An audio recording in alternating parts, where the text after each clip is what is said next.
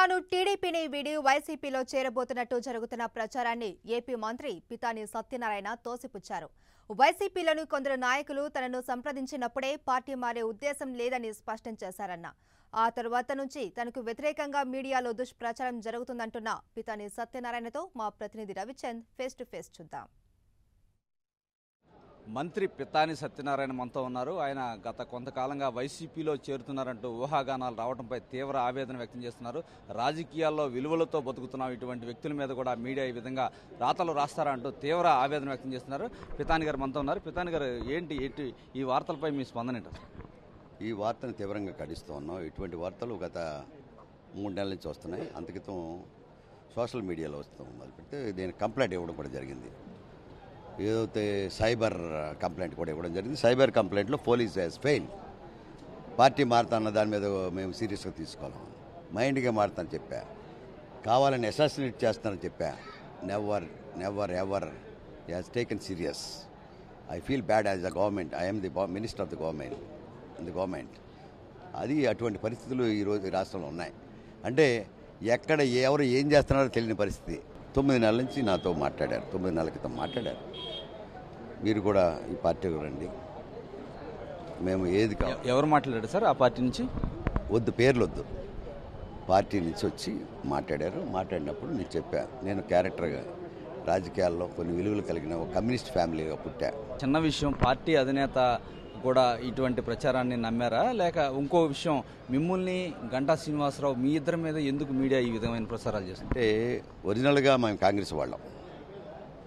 అతను కాంగ్రెస్ మంత్రి చేశాడు, నేను కాంగ్రెస్ మంత్రి చేశాం. ఇప్పుడున్న మంత్రుల్లో 2 మంత్రులు ఉన్నాం, కాంగ్రెస్ మంత్రులు.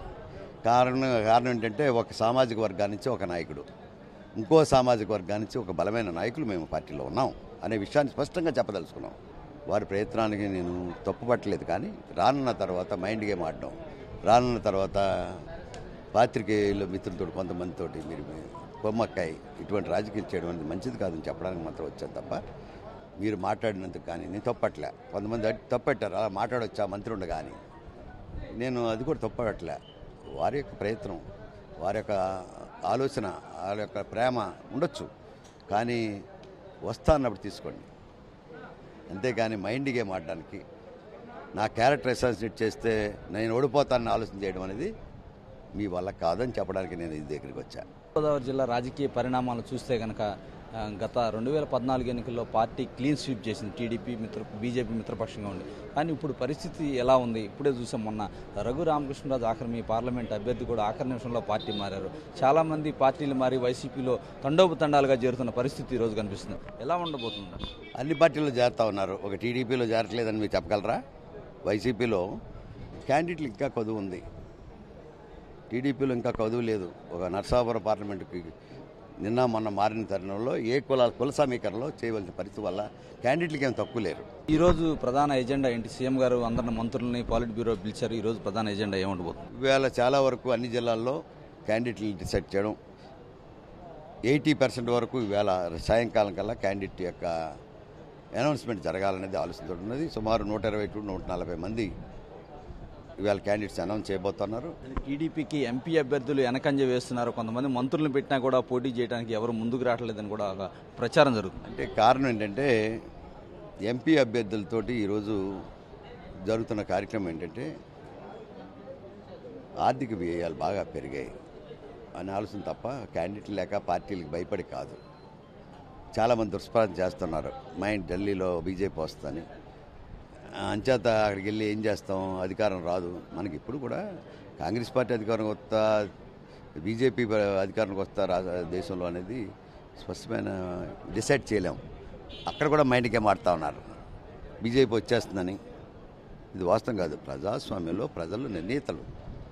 ఈ ఎలక్షన్లో ఏమీ రావనుకున్నాయి లేచి కూర్చుంటా ఉంటాయి, ఏమి వస్తాయనుకున్నాయి పడుకుంటాయి. అంచేత ఇవాళ ఇప్పుడు మీ ఎంపీ క్యాండిడేట్లు అనేది ఒక గ్లామర్ ఉన్న వ్యక్తిని పెడితే ఆ 7 అసెంబ్లీలో దాని ప్రభావం పడుతుంది. కానీ ఎంపీ అభ్యర్థి డల్గా ఉంటే ఆ ప్రభావం ఎమ్మెల్యే ఎలక్షన్పై, మీ స్థానికంగా ఉన్న ఎమ్మెల్యే స్థానాలపై కూడా పడుతుంది కదా. పూర్వం రోజులు అని చెప్తా, ఈరోజు డైరెక్ట్గా చెప్పదలుచుకున్నా. పూర్వం రోజులు ఒక పొలిటీషియన్గా, సీనియర్ వేత్తగా రాజకీయాలు ఉంటే అక్కడుండే చేసుకున్నాయి. ఈవేళ కార్పొరేట్ వ్యవస్థలు వస్తూ ఉన్నాయి, కార్పొరేట్ సంస్థలు వస్తున్నాయి. They don't have the face. Okay. Okay, Pithani Satyanarayana చాలా స్పష్టంగా తన అభిప్రాయాలు చెప్తున్నారు. ఏదైతే ఎంపీగా వెనకాడటానికి కారణం ఆర్థిక వ్యయాలే అని చెప్తున్నారు. అదేవిధంగా తాను చాలా బాధపడుతున్నానని, ఈ విధంగా తన క్యారెక్టర్ని అసెస్ చేసే విధంగా కొన్ని మీడియా సంస్థలు ఈ విధంగా వార్తలు వేయటం కరెక్ట్ కాదు, మీడియాకు కూడా ఎథిక్స్ ఉండాలని కూడా పితాని సత్యనారాయణ చెప్తున్నారు. ఏదైనా జిల్లాలో, పశ్చిమ గోదావరి జిల్లాలో రాజకీయంగా టీడీపీ చాలా ముందుకు దూసుకుపోతుంది. దాదాపు 120 సీట్లు ఈ రోజు ప్రకటించే అవకాశం ఉందని కూడా పితాని సత్యనారాయణ చెప్తున్నారు. కెమెరా పర్సన్ రామకృష్ణతో రవిచంద్రన్ టీవీ, అమరావతి.